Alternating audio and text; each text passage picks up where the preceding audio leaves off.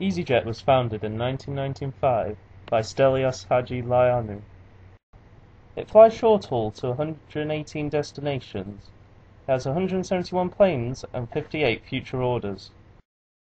As of September 2009, it employed 6,478 employees and flew an estimated 45 million passengers. This produced a turnover of 2,660.8 million.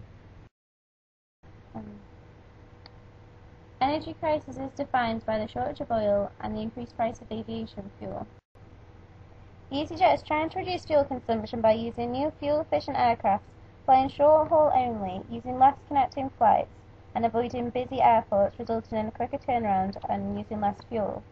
Also, they are putting more passengers per plane, resulting in a 30% less fuel consumption than their rivals. For the future, EasyJet are looking at biofuels as an alternative and are developing their new plane, the EasyJet. Climate change, or global warming, is another factor that affects EasyJet. Carbon emissions contribute to this climate change, and UN and government legislation mean EasyJet have to reduce their CO2 emissions. EasyJet do a number of different things to reduce their carbon emissions.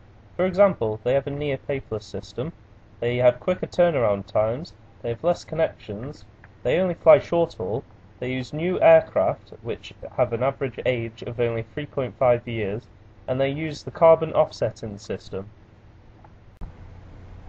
Politically and also legislatively, there has been general conversation about environmental questions and climate change, and what kind of rules, standards and legislation government have promised in order to reduce pollution.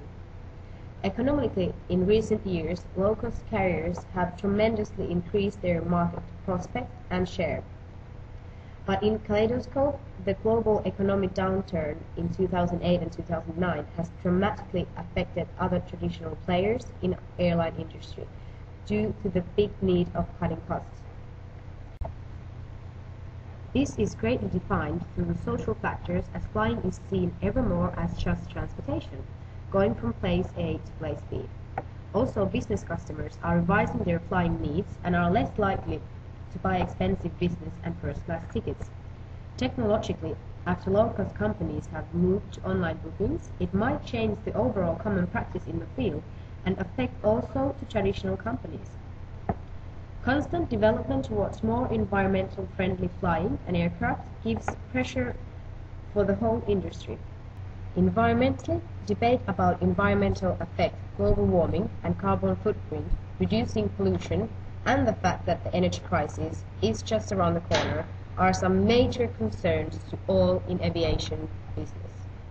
One potential factor affecting all aspects of PESTEL will be energy crisis. There is no clear figures, but various different scientific researches and leading energy economists are warning that energy crisis may happen a lot earlier than most of the governments have predicted, at least a decade earlier. This would mean that we are facing it approximately within 10 years. That would obviously have crucial consequences, not only for the aviation industry, but for the global economy and for all humankind. Based on EasyJet's recognition of a substitute product, an open systems model would be an ideal framework to adopt. The open systems model highlights the external environment and understands that it is a huge influence to how the business is run. They are working on balancing carbon emissions and introducing more environmentally friendly flights. In order to do this, they must focus on the external resources which allow their planes to run.